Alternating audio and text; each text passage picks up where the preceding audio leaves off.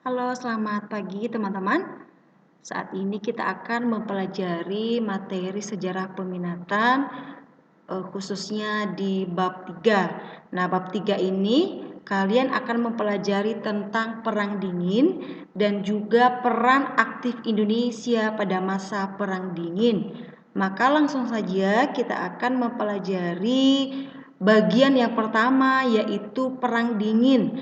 Nah, teman-teman, Perang Dingin ini dimulai pada tahun 1947 sampai 1991. Jadi intinya adalah setelah berakhirnya Perang Dunia II, maka negara-negara sekutu berubah menjadi negara yang melakukan perlawanan pada masa Perang Dingin. Misalnya, negara sekutu yang terdiri dari Amerika Serikat dan juga Uni Soviet berubah menjadi negara yang berkonfrontasi yang dimulai pada tahun 1947 sampai 1991.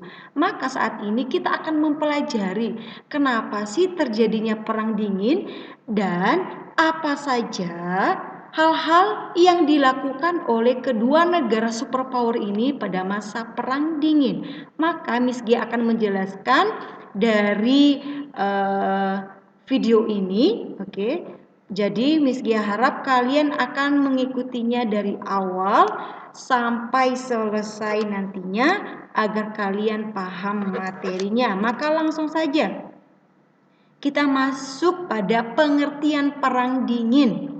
Nah, teman-teman, Perang Dingin ini merupakan ketegangan politik antara blok barat yang dipimpin oleh Amerika Serikat, kemudian juga blok timur yang dipimpin oleh Uni Soviet. Miss Gia tegaskan bahwa Uni Soviet bukanlah negara, melainkan Uni atau negara federal yang terdiri dari negara-negara yang dulu Miss Gia pernah jelaskan waktu kalian kelas 11. Nah, ini adalah bendera dari Uni Soviet yang di dalamnya itu terdapat dari palu arit. Miss Gia pernah jelaskan ya apa sih makna dari simbol palu arit. Kemudian versus Amerika Serikat. Berikutnya, Amerika Serikat menyebarkan ideologi atau menganut ideologi demokrasi dan kapitalisme, atau intinya adalah Amerika Serikat ini lebih ke liberalisme. Nah, bertolak belakang dengan paham yang dianut oleh Uni Soviet yang dipimpin oleh Rusia pada saat itu ya. Nah, Uni Soviet ini menganut paham komunis. Sehingga kedua blok ini atau kedua belah pihak ini terlibat dalam aksi militer secara langsung. Oke ya. Berikutnya, Perang Dingin menyebabkan politik dunia terbagi menjadi dua. Seperti Miss Gia jelaskan di awal tadi. Blok Barat dipimpin oleh Amerika Serikat, kemudian Blok Timur dipimpin oleh Uni Soviet atau saat ini kita kenal sebagai Rusia. Nah, Blok Barat ini terdiri dari 13 negara, teman-teman. Apakah termasuk Indonesia? Tidak. Kenapa? Karena Indonesia pada saat itu menganut politik bebas aktif, atau artinya adalah negara Indonesia itu bebas untuk menjalin kerjasama baik menjadi dalam negara anggota blok barat maupun dari negara anggota blok timur. Nah, blok barat ini ada 13 negara, diantaranya Amerika Serikat, Turki, Israel, Jepang, Korea Selatan, Thailand, Pakistan, Iran, bahkan negara tetangga kita itu Malaysia. Kemudian Filipina, Afrika Selatan, Australia, dan juga Selandia Baru. Nah, kalau blok timur, negara yang terlibat hanya sedikit, teman-teman. Atau negara-negara yang sampai saat ini juga menganut ideologi komunis. Yang pertama, Uni Soviet atau Rusia. Dikenal saat ini Rusia ya. Angola, Ethiopia, Korea Utara, Tiongkok, dan juga Vietnam. Jadi ini adalah kedua blok besar pada masa Perang Dingin. Maka pertanyaannya adalah, Miss Gea, apa sih yang menyebabkan terjadinya Perang Dingin? Nah, yang pertama adalah persaingan dalam menyebarluaskan ideologi. Sekali lagi Miss Gea jelaskan bahwa blok barat menganut ideologi kapitalis demokrasi, sedangkan blok timur adalah paham komunis. Akibatnya mereka itu berlomba-lomba menguasai dunia dengan menyebarkan ideologinya yang mereka anut. Itu yang pertama. Yang kedua, ingin menjadi negara superpower dengan menguasai negara-negara di seluruh dunia, khususnya dalam menaklukkan negara-negara berkembang. Berikutnya yang ketiga adalah perbedaan pandangan dalam pembagian wilayah, khususnya dalam perjanjian Potsdam. Kalau kalian masih ingat-ingat, perjanjian Potsdam ini merupakan perjanjian pada masa berakhirnya Perang Dunia II. Salah satu inti dari Potsdam ini adalah di mana wilayah Jerman terbagi menjadi 4 yang diduduki oleh Amerika Serikat, Uni Soviet, Perancis, dan Inggris. Akan tetapi akibat dari perjanjian Potsdam ada perbedaan politik, teman-teman.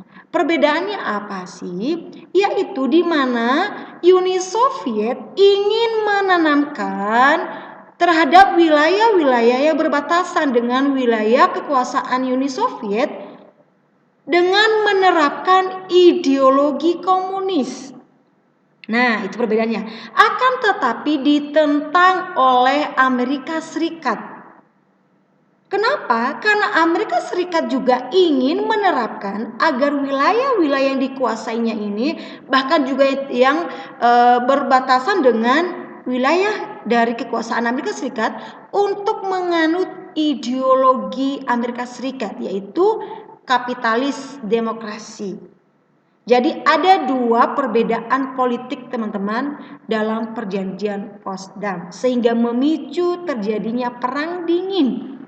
Berikutnya ingin mendirikan yang namanya Fakta Pertahanan. Oke ya. Kenapa munculnya Fakta Pertahanan? Agar kedua blok besar ini ingin menguasai negara-negara di dunia. Dan yang kedua adalah untuk membendung ideologi lawan.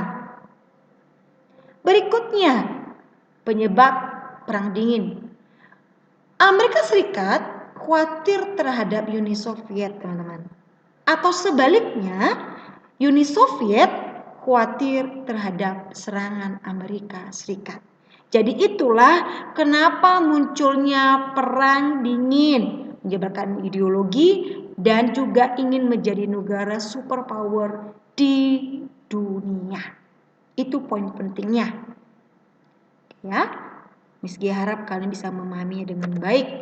Berikutnya, sifat Perang Dingin.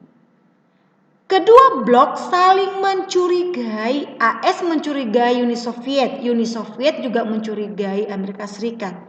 Kemudian bersifat laten, artinya apa sih? Tersembunyi. Loh, kok bisa Miss Gia? Karena ideologi. Ideologi baru kita tahu ketika sudah ada prakteknya. Ketika sudah ada tindakan. Tindakannya apa nanti teman-teman dari Perang Dingin? Yaitu negara-negara di dunia terbelah menjadi 2. Misalnya Jerman terbagi menjadi 2, Korea terbelah menjadi 2, dan lain sebagainya. Tidak berkonfrontasi langsung. Artinya apa sih? Bahwa AS dan juga Rusia tidak berperang langsung, teman-teman. Melainkan mereka ikut campur atau mengintervensi negara-negara di dunia. Berikutnya, saling berlomba di berbagai aspek, entah itu ideologi, kemudian senjata, dan juga ruang angkasa. Ingat, ruang angkasa berkembang atau bahkan muncul akibat munculnya atau terjadinya Perang Dingin. ya. Kemudian saling memperebutkan wilayah atau negara. Nah, bagaimana cara blok barat dan juga blok timur, atau bagaimana strategi Amerika Serikat dan juga Uni Soviet agar ideologinya ini dianut oleh negara-negara di dunia? Ada beberapa strateginya, teman-teman. Misalnya strategi blok barat atau Amerika Serikat, yaitu mendirikan yang namanya containment policy atau memberikan bantuan ekonomi dan militer kepada negara-negara berkembang. Loh, kenapa sasarannya negara berkembang? Karena akibat dari Perang Dunia II banyak sekali negara-negara yang merdeka tetapi sedang mengalami yang namanya krisis ekonomi. Nah, itulah salah satu strategi yang dilakukan oleh blok barat dan juga blok timur. Misalnya, Amerika Serikat mendirikan yang namanya Truman Doctrine untuk membantu Turki dan juga Yunani. Marshall Plan, bantuan untuk pembangunan Eropa akibat dari Perang Dunia II. Masih ingat gak sih tentang dampak yang ditimbulkan oleh Perang Dunia II dalam berbagai aspek? Saya harap kalian masih ingat. Kemudian point for Truman artinya apa sih? Bantuan untuk negara-negara terbelakang. Jadi intinya teman-teman, bahwa dalam sebuah bantuan pasti ada maksud, pasti ada niat terselubung dari negara yang memberikan. Sehingga nanti Amerika Serikat ini sebagai negara yang kreditur terbesar di dunia pada masa Perang Dingin. Amerika Serikat memberikan bantuan tetapi dengan satu syarat. Negara yang dibantu harus menganut ideologi yang memberikan bantuan, yaitu ideologi kapitalis demokrasi. Nah, Uni Soviet tidak mau kalah teman-teman dari gerakan atau strategi Amerika Serikat. Uni Soviet mendirikan strategi lawan dari containment policy, yaitu Molotov Plan, memberikan bantuan terhadap negara-negara Eropa Timur yang disebut dengan Comecon. Artinya apa sih? Bahwa bantuan ini khusus untuk negara-negara Eropa Timur yang menganut ideologi komunis. Entah itu bantuan ekonomi dan juga militer. Nah, luar biasa ya strateginya. Sehingga nanti negara-negara yang dibantu ini mau gak mau, maka mereka harus menganut ideologi yang dianut oleh kedua blok besar ini. Nah, itu adalah bagian-bagian yang memicu terjadinya perang dingin. Jadi perang dingin ini bersifat laten atau tidak tersembunyi, tetapi mengintervensi negara-negara lain untuk menyebarkan ideologinya. Kemudian mereka mendirikan berbagai strategi agar mereka mampu menaklukkan negara-negara, khususnya negara berkembang. Itu saja yang Miss Gia jelaskan pada pagi hari ini. Saya harap kalian dapat mengerti dengan baik. Jika ada pertanyaan, cobalah kalian hubungi Miss Gia. Terima kasih. Tuhan Yesus memberkati. Shalom.